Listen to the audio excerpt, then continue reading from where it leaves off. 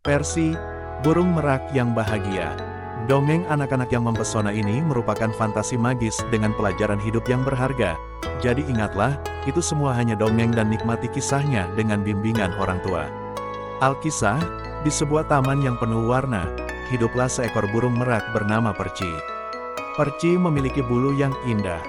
Namun suatu hari, sayapnya terluka. Perci merasa sedih karena dia tidak bisa memamerkan bulunya atau menari seperti dulu.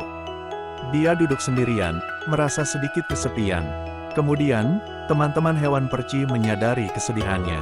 Mereka berkumpul di sekelilingnya, berkicau dan melompat-lompat.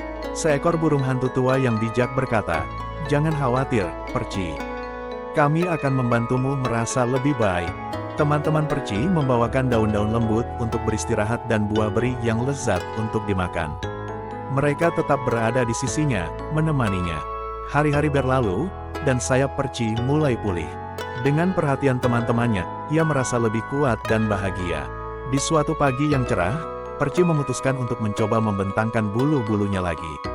Perlahan-lahan, ia membukanya, dan teman-temannya bersorak. Perci menyadari bahwa bahkan ketika ia merasa sedih, teman-temannya dapat membuatnya bahagia. Dengan hati yang gembira, ia menari dan memamerkan bulu-bulunya yang berwarna-warni. Sejak hari itu, Perci tahu bahwa sahabat sejati membuat hari-hari yang paling menyedihkan menjadi cerah kembali. Dan di taman yang penuh warna, tarian gembira Perci menjadi sebuah perayaan persahabatan.